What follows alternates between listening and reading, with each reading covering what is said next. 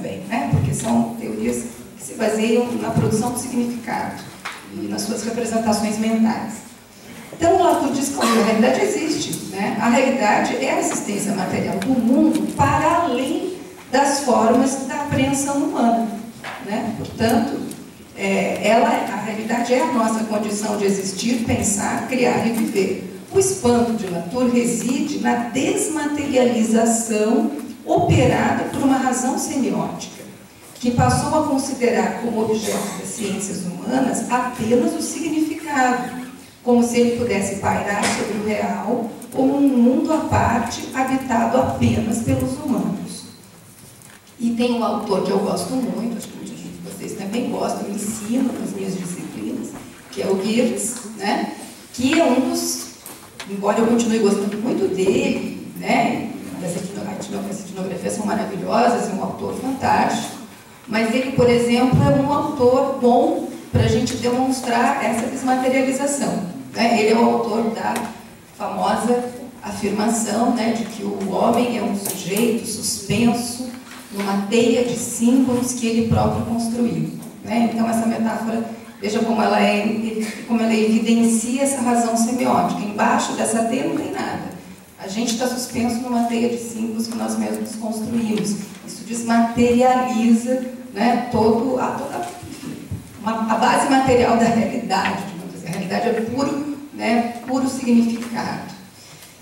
Ao buscar, muito bem. Então, é por isso que essas epistemologias ecológicas, elas estão no horizonte dos chamados novos materialismos. E veja, é tudo no plural, né? Epistemologias ecológicas e novos materialismos, porque isso não é uma escola, isso não é uma abordagem, isso não tem uma unidade teórica, tem um campo de convergência de intuições que vem de diferentes campos da filosofia, dos estudos sociais da ciência, né? Vem de diferentes lugares convergindo para essa, digamos, virada ontológica.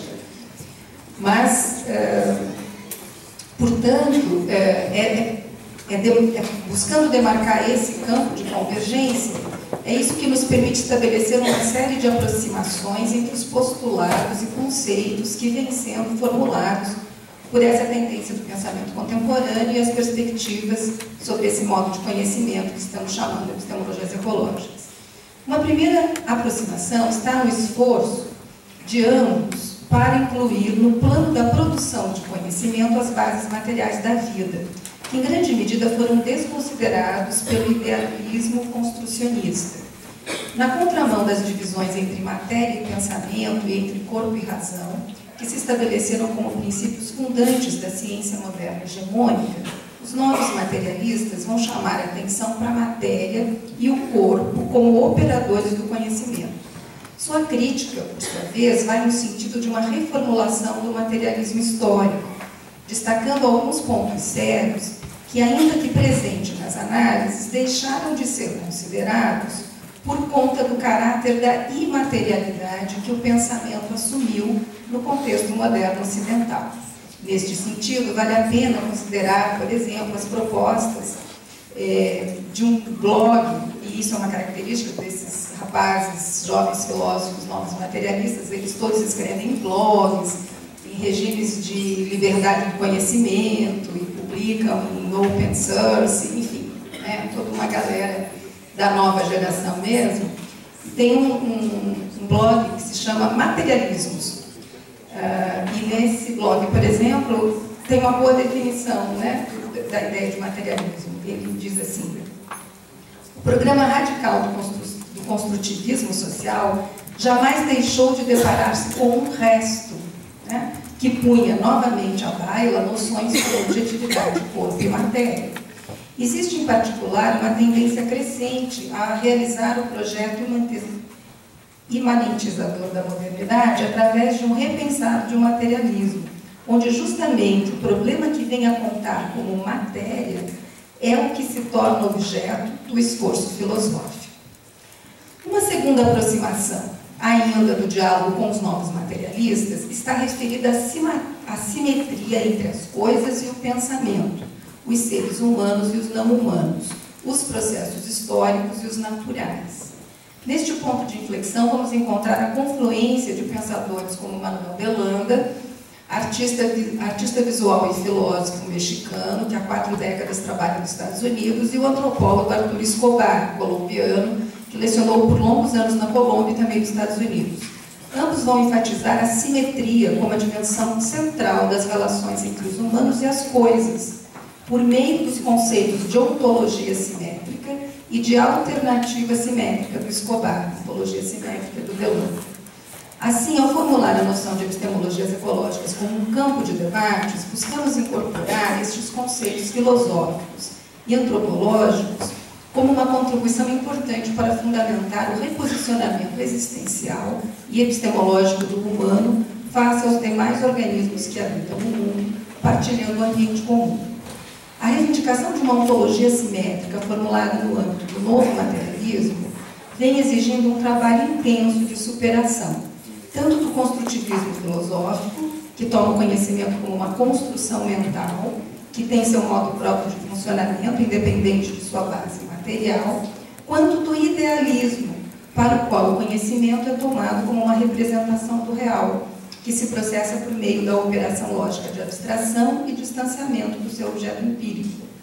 Em sentido contrário a estas formas dominantes de compreender o processo cognitivo, a ontologia simétrica propõe um movimento em direção às coisas, ao real, ao corpo e aos organismos. Ao fazer este movimento, instaura-se a suspeita sobre a legitimidade de reduzir o processo cognitivo apenas aos seres humanos. Assumir a perspectiva da ontologia simétrica exige, como afirma Belanda, considerar como construtivismo, como constitutivo do real, as diferentes temporalidades das coisas, assim como a multiplicidade de materiais e elementos, que, embora fundamental para a sua existência, escapa ao olhar do observador. E aí tem uma situação do Belanda que é assim. A questão é saber se é legítimo ter uma ontologia antropocêntrica. Ele mesmo que está chamando assim, ele não está fazendo discussão com a educação ambiental. Para vocês verem como essas intuições elas vão aparecendo aqui e ali, em vários campos, não são nossas exclusivamente, né? Ainda bem. Ele diz, porque, será que de fato é legítimo uma ontologia antropocêntrica? Ele vai chamar assim a filosofia, né, do status quo. O que ele quer dizer com isso? Ele diz, será que a gente pode mesmo traçar uma linha entre o real e o não real, baseados apenas no que nós humanos podemos observar diretamente? O que torna a nossa escala de observação, no espaço ou no tempo, tão privilegiada? Por que devemos acreditar no rio Mississippi? Ele pergunta. Mas não, por que a gente acredita no rio Mississippi, mas a gente não acredita em oxigênio ou dióxido de carbono? Por que devemos estudar as coisas em tempo real, em vez de períodos mais longos, para capturar o efeito de longa duração? Né? Quer dizer, e aí a gente fica pensando, né? A gente para para pensar nisso, é interessante. Quer dizer, por que a gente diz, num determinado lugar onde a gente não escuta nenhum som, que aquele lugar não tem som, não tem nenhum, sei lá, estímulo sonoro? Né? Se talvez um cão naquele lugar escutasse coisas que nós não escutamos. Quer dizer, por que a gente privilegia, né, por que a gente se põe nesse lugar de definidor do Estatuto do Real a partir daquilo que a gente pode capturar? A ontologia simétrica opõe-se, assim, a uma ontologia antropocêntrica e propõe um outro passo em direção à superação do etnocentrismo. Não se trata aqui apenas de reconhecer a diversidade cultural e levar em conta o ponto de vista do outro humano, mas de considerar o ponto de vista das coisas e dos organismos não humanos que habitam o mundo. Olha que isso não é pouca coisa. Isso é uma ousadia epistemológica absoluta. Eu estou super interessada nisso daí para ver onde vai dar. Eu acho isso instigante como fenômeno do pensamento. Aonde vai dar? Não sei, estou estudando.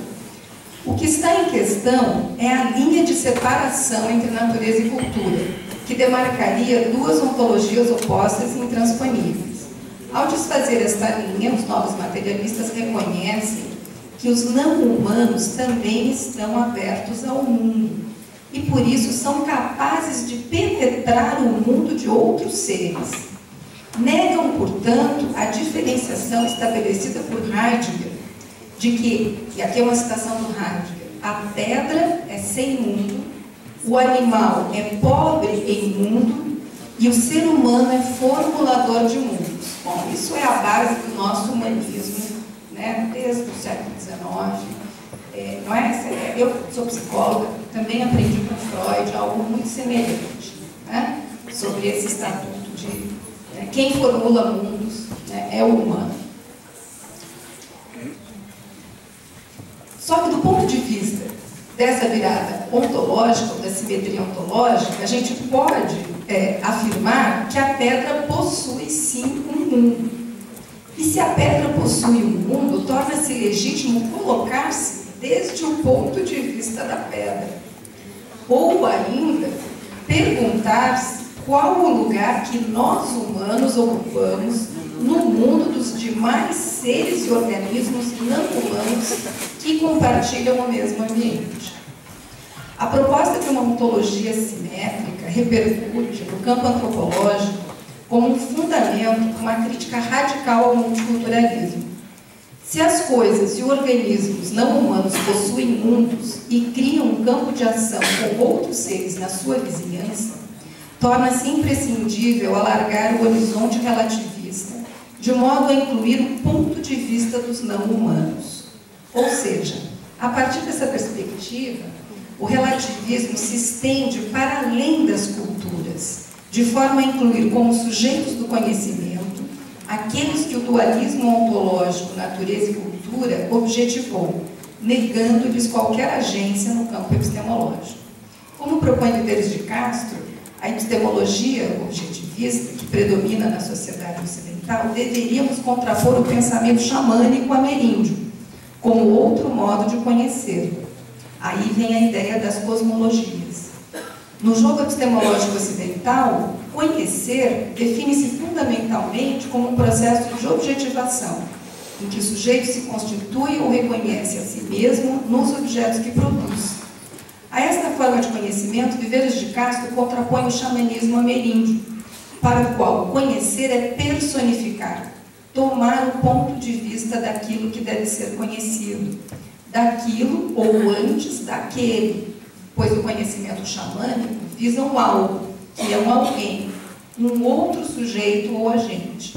Assim, se na epistemologia moderna o outro toma a forma de objeto, no xamanismo o outro toma a forma de pessoa. Vejam bem, é super interessante. Esse grupo brasileiro, que se caracteriza pelo nome Materialismos, que é um grupo de filósofos que tem um desdobramento forte na Faculdade de Filosofia da PUC do Rio Grande do Sul, com quem a gente tem dialogado, chamou Viveiros de Castro para um seminário de uma semana lá na PUC. Viveiros de Castro é um antropólogo, né, que trabalha com antropologia perspectivista e tal, para um longo seminário, uma série de atividades. Então, e vejam que interessante, porque esses conhecimentos eles estão conversando entre si. Os filósofos estão querendo saber do antropólogo, e o antropólogo está virando filósofo, porque o Viveiros de Castro também está mais filósofo que antropólogo. Então, é um debate muito interessante que está acontecendo, e que não é para a gente, que, digamos assim, que vai muito além, eu acho, de um momento que já está passando, que é de um certo deslumbramento, por exemplo, até mesmo na educação ambiental, com a coisa indígena. Né? Os saberes indígenas, que é uma coisa quase new age, assim, né?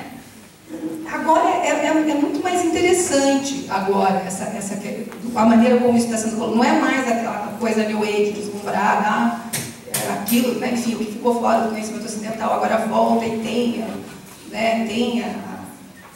os mistérios que perdemos e tal. Não é com esse deslumbramento.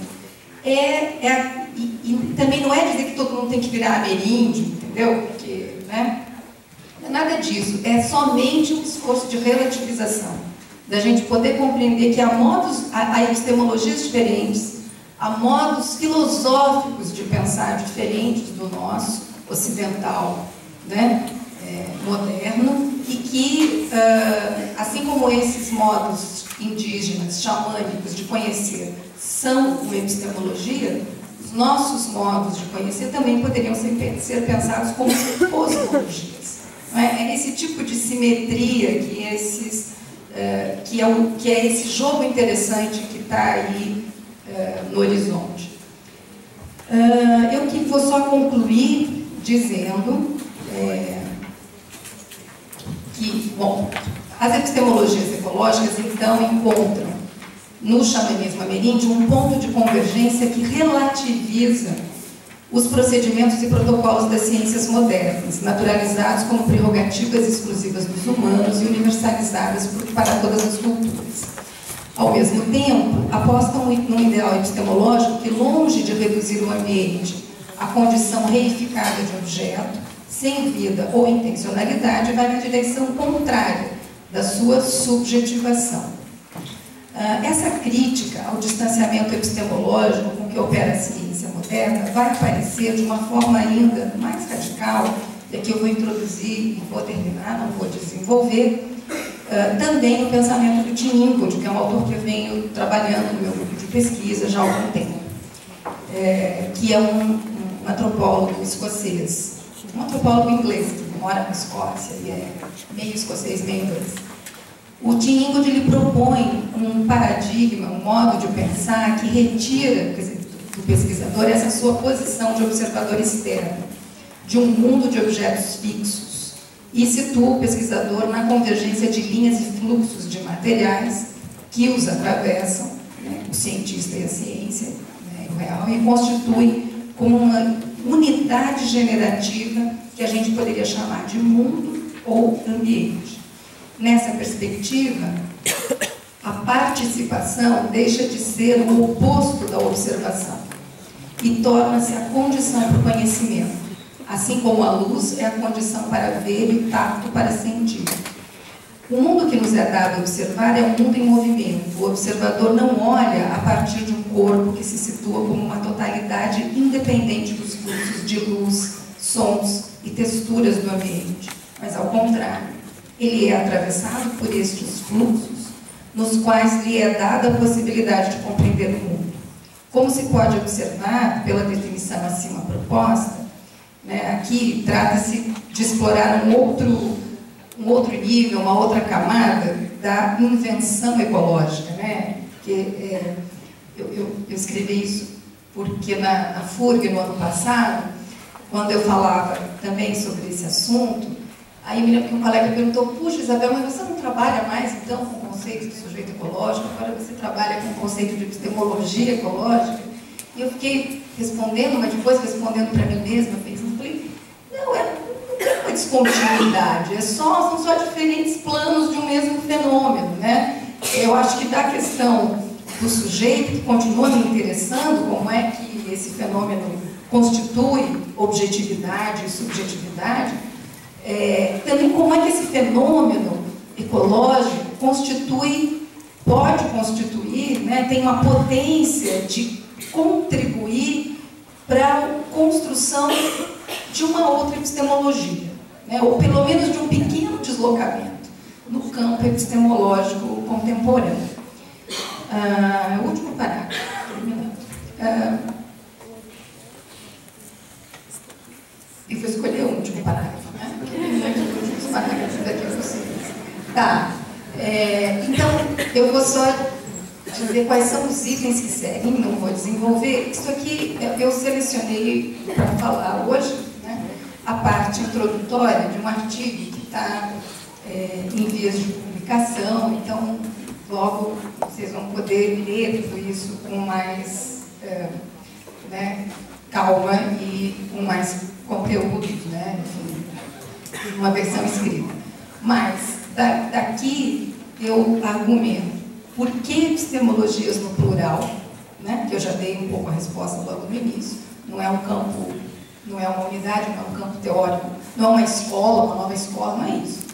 São, né, me parecem movimentos convergentes vindo de vários lugares que apontam uma pista interessante para quem está com a antena ligada, detectando deslocamentos no pensamento. E por que ecológicas? Né? Que aqui por que chamar isso de ecológico? Né? Por que não pode ser, então, epistemologias materialistas, epistemologias, sei lá, simétricas? Tem, porque isso também são outros nomes que se está dando a esses movimentos do pensamento. Eu diria que ecológicas é porque é a partir do lugar de onde eu falo. Quer dizer, eu estou procurando entender esse movimento que é maior do que o campo ambiental, né, que é um movimento do pensamento maior, mas o que eu estou procurando entender, construir, escrever sobre, demarcar, é digamos, a contribuição do ecológico dentro desse movimento maior. Quer dizer, a interface ecológica dentro desse deslocamento do pensamento. Né? Quer dizer, porque a hipótese que eu defendo, que eu estou construindo, é que a questão ecológica ela contribui de uma maneira importante. Vocês veem que aparece a questão de uma crítica antropocêntrica até no campo da filosofia, que nem está discutindo com o ambiental. Me parece que a questão ecológica ela gera um ponto, ela oferece um elemento a mais que impulsiona essa percepção e esse deslocamento. Então, acho que vale a pena trabalhar, acho que é uma hipótese interessante, acho que dá para sustentar, não é? Que dentro desse movimento, talvez o deslocamento epistemológico, a gente tem uma interface com o ambiental muito grande. Eu percebo isso porque o meu trabalho com o ambiental, eu vejo o ambiental aí dentro. Provavelmente quem parte de outras hipóteses ou de outros campos, não necessariamente vê um ambiental aí, a gente vê, né, por dever de ofício, que a gente está olhando para isso. Mas, por exemplo, se a gente pega toda a questão, as feministas e os estudos sociais da ciência, né, que eu acho que são parte, do meu ponto de vista, desse grande deslocamento, né, de pôr a ciência e a epistemologia científica como uma das epistemologias, como uma produção cultural, histórica, como outras, e não quebrando o monopólio da verdade, por onde eu comecei e tal. Se a gente pega esse movimento, a gente pode ver aí dentro essa questão da simetria entre humanos e não humanos, né? A agência dos objetos, a agência do mundo material. Então, é isso que eu estou chamando, que eu estou puxando para pensar ou também um debate caro, né, importante para o ambiental. Então, é isso. Por que epistemologias no plural e por que ecológica? Depois eu passo a discutir as bases epistemológicas da ciência moderna e a crise ambiental, críticas à grande divisão, aí eu Descolar, com todo o trabalho dele sobre a grande divisão que organiza o pensamento moderno,